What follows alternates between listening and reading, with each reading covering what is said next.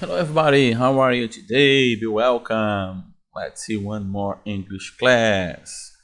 So, today we will talk about coherence and reasoning, okay?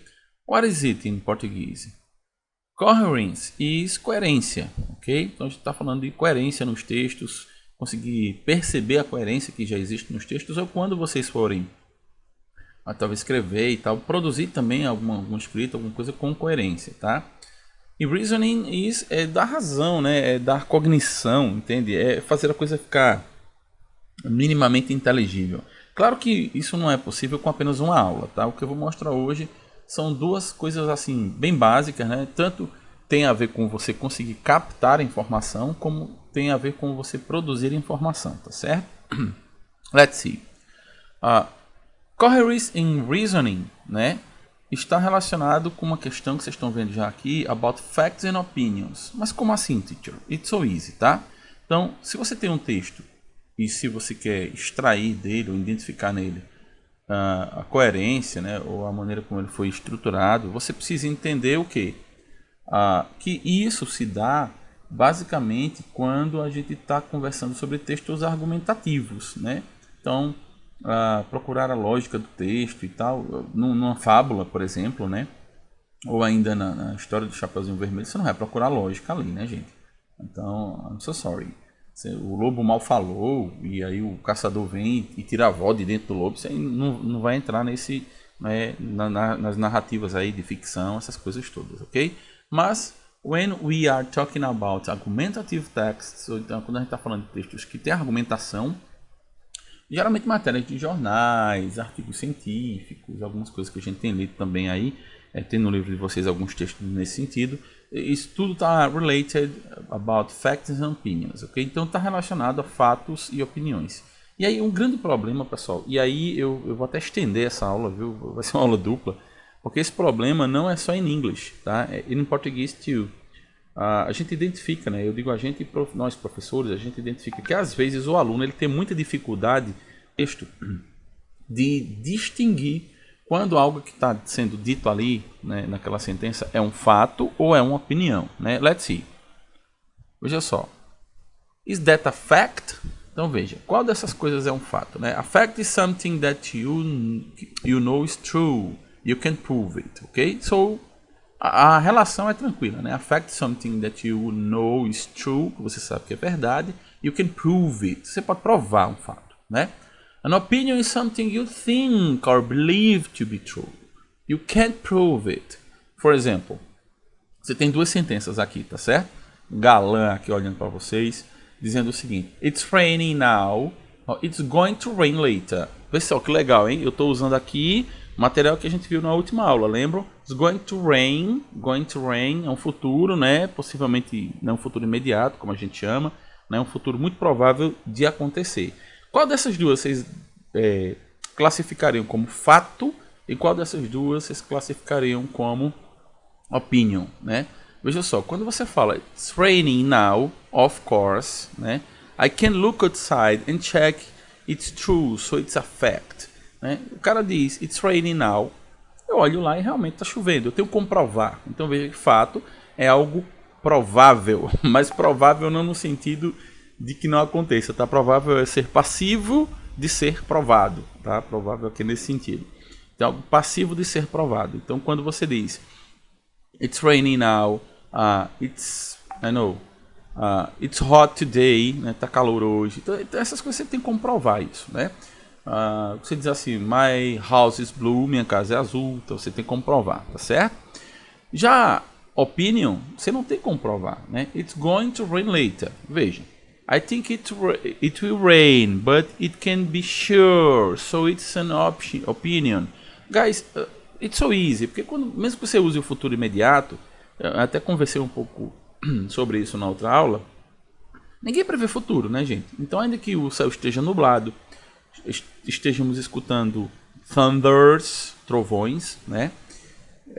E tudo, né? E tá aquele abafado, aquele clima escuro durante o dia e tal. Às vezes fica isso tudo e não chove, né?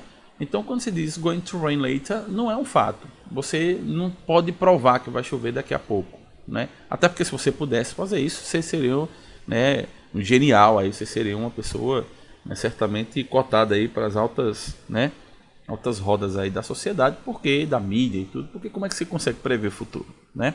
Mas só que falar de fato e de opinião não é só relacionado também a presente e futuro, né, gente?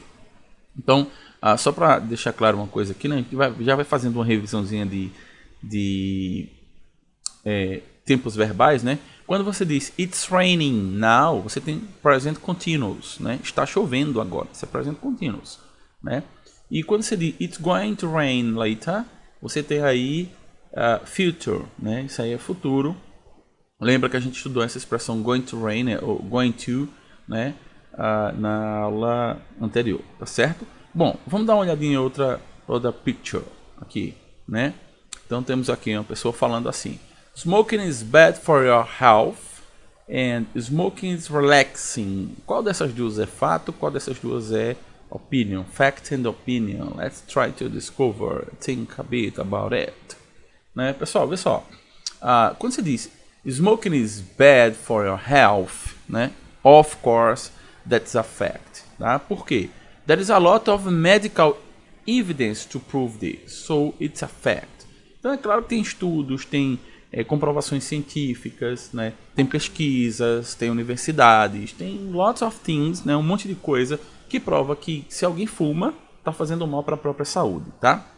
Mas veja, se alguém fala smoking is relaxing, veja, I might think this. Eu posso até pensar isso. Lembra might? Opa, vamos fazer outra revisão aqui. Might é um verbo modal, né? Que quer dizer posso, né? No sentido de até mais raro, é diferente de may, né? Também, às vezes até pode usar um ou outro, né? I may think this, eu posso pensar isso, né? I might think this, but other people might disagree, so it's an opinion. Então eu posso achar que fumar é relaxante, tá? Mas outra pessoa pode achar que não é, que fumar é horrível e tal. Então veja que aqui não é um fato, né? Aqui é uma opinião, né? Então veja que é relativamente simples você tentar diferenciar questões related to fact and opinions, ok? Vamos dar uma seguida aqui. Veja só. What are facts and opinions? Então o que é cada um deles, né? Vamos estruturar o que a gente fez até agora. What is a fact? A fact is something that can be checked and backed up with evidence. Example.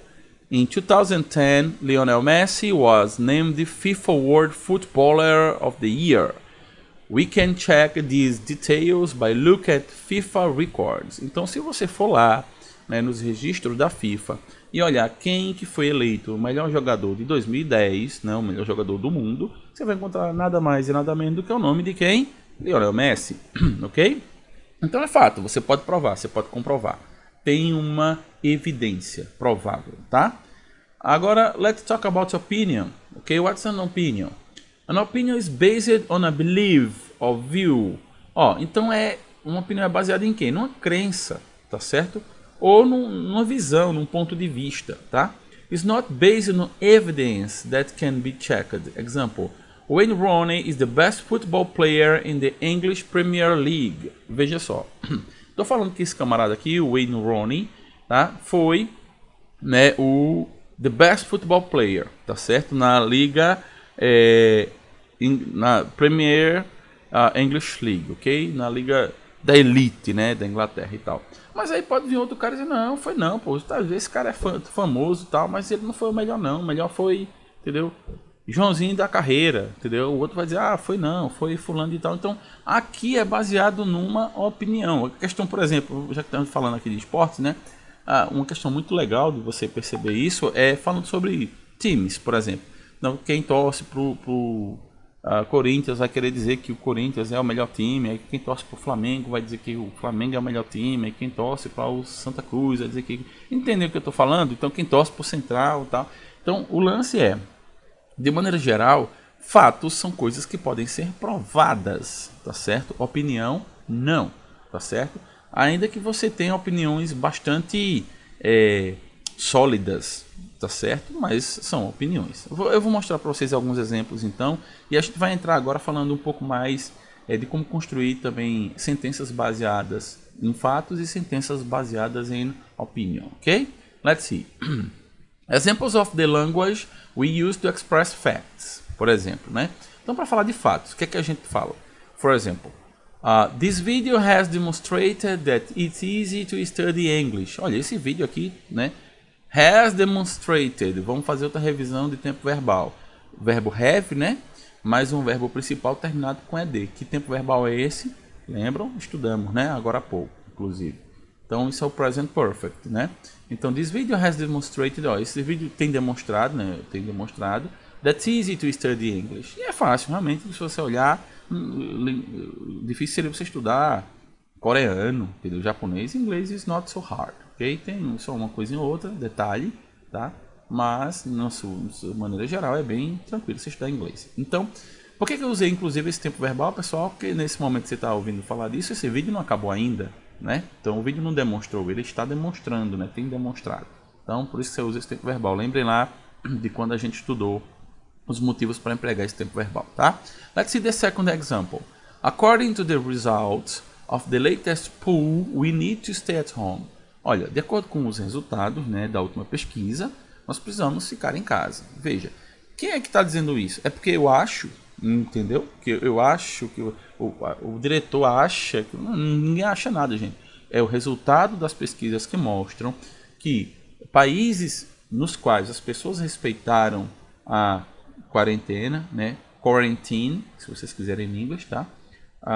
Se as pessoas que respeitaram a quarentena, elas tiveram, obviamente, uma chance bem maior de viver, né? Passar por tudo isso e contraíram menos a doença, né? O pessoal que se expôs mais teve mais complicações, que é meio que a gente tá vendo aqui no Brasil, né? Unfortunately, infelizmente, né?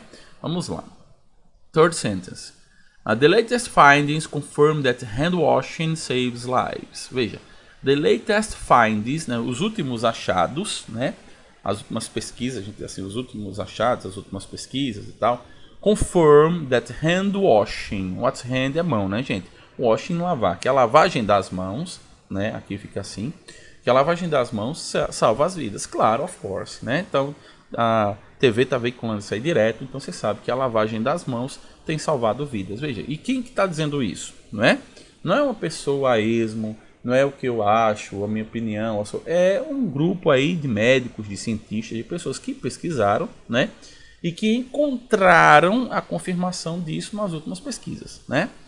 And the last part of this sentence a gente tem: researchers have recently discovered that a cured person can contract the disease again. Pay attention of this sentence, guys.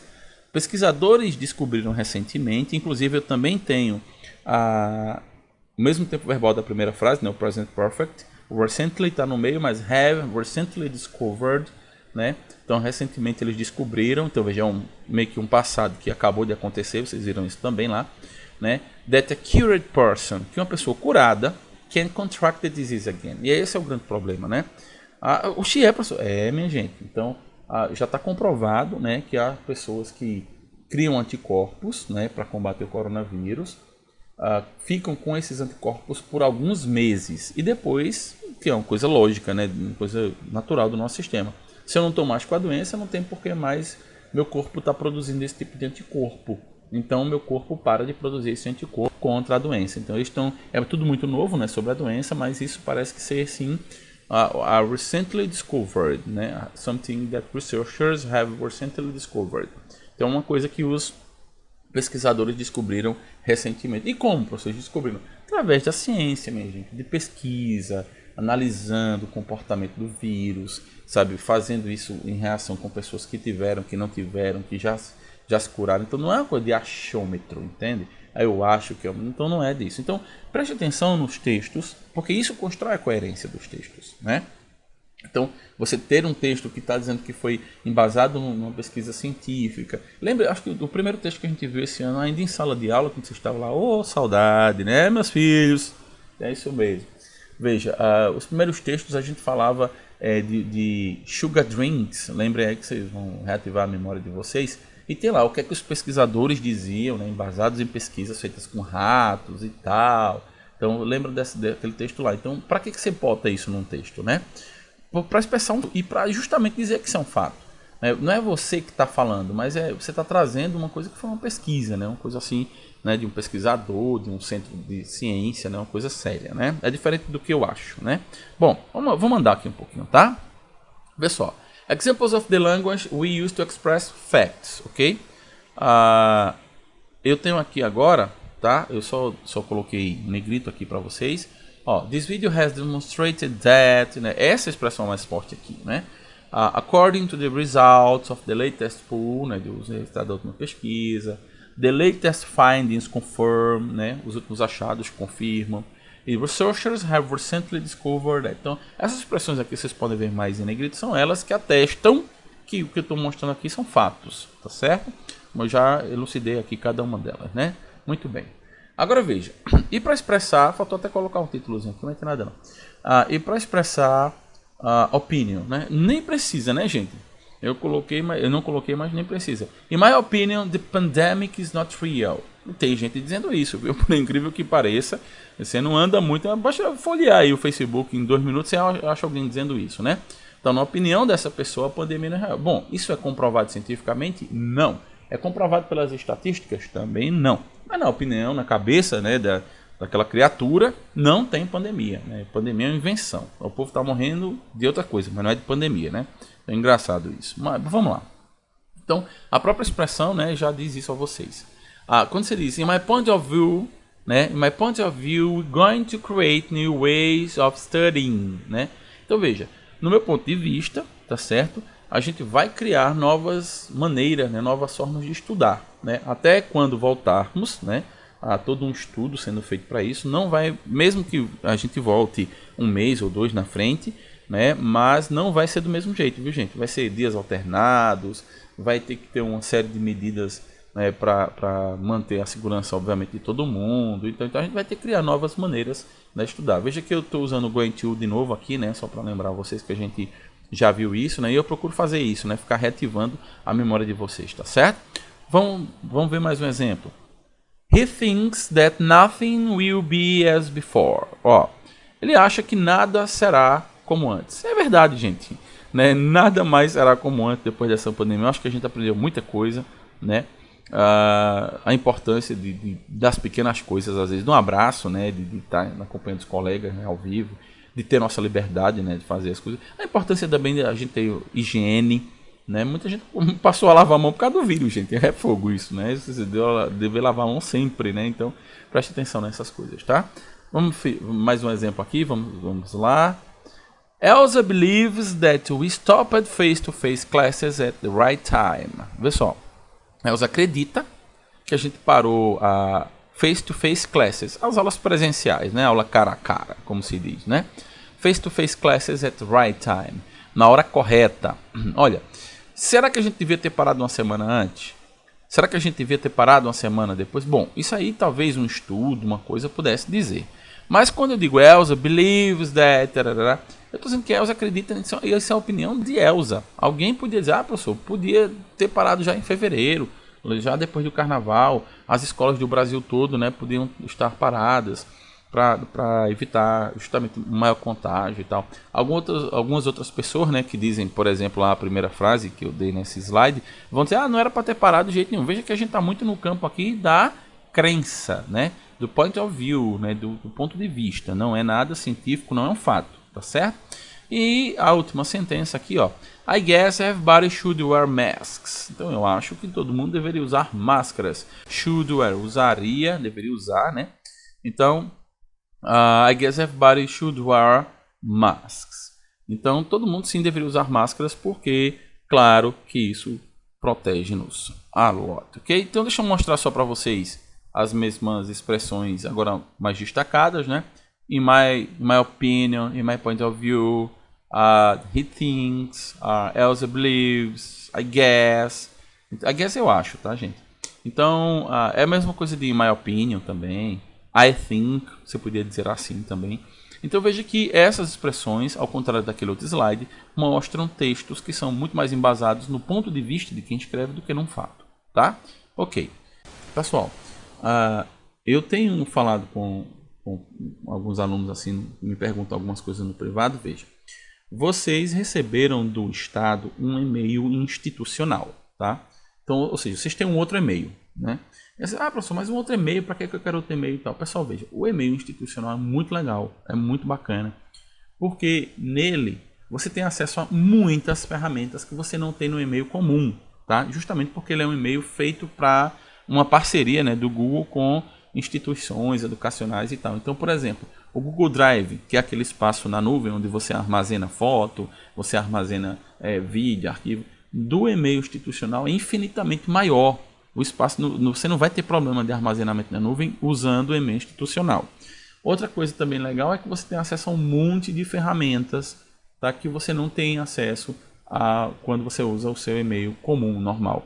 Então eu havia colocado no grupo dos representantes e pedi para que eles repassassem para vocês um tutorial de como vocês fazem, né, para entrar e vocês descobrirem primeiro qual é o e-mail institucional de vocês e depois descobrirem também como é a senha, como você faz para acessá-lo e tal. Na verdade, a minha sugestão é que vocês fiquem com os dois, né? E aí, veja só, a atividade do homework, vocês vão fazer a partir do e-mail institucional. Certamente, quando vocês acessarem, já vai ter lá um aviso, tá certo? Já vai ter lá um aviso que eu enviei uma atividade no Google Classroom, tá? Não é aquela sala antiga que eu estava usando do Classroom, tá? É a sala que eu usei na última aula, na verdade, a gente já fez isso na última aula, quando eu até mandei para vocês um arquivozinho em PDF, lá dentro tinha um código da sala e tal. Mas realmente, algumas pessoas tentaram entrar só com aquele código e não conseguiram, exatamente porque ter só o código não te permite entrar. Você tem que entrar com o teu e-mail institucional, né? Porque é um e-mail, até para a gente trabalhar, pessoal, fica mais seguro, tá entendendo? Porque é protegido, só quem vai ter acesso sou eu e vocês e mais ninguém, tá certo? Então, no PDF tem algumas instruções. Tem um vídeo que eu pedi aos representantes de sala para passar nos grupos. Cobrem aí dos representantes. E vocês, representantes que estão me ouvindo, repostem, se for o caso, né? Esse vídeo. Gente, esse aqui, ó, que o professor falou, para a gente acessar o e-mail institucional. E quando você entra no e-mail institucional, você vai ver que está bem organizadozinho lá. Você tem todas as suas matérias, cada um com uma salinha, bem direitinho e tal. Então, é bem bacana, né? Foi disponibilizado para vocês. Ninguém vai pagar nada, tá certo? Por isso. E as vantagens são muito, muito grandes. Então eu sugiro que vocês realmente façam isso. E inclusive porque vocês só vão ter como fazer minha homework se vocês entrarem pelo e-mail institucional de vocês, tá certo? Guys, that's all. Isso é tudo.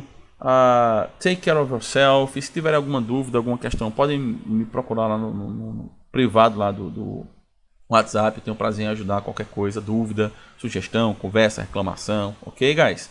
So, take care of yourself. Bye bye. See you.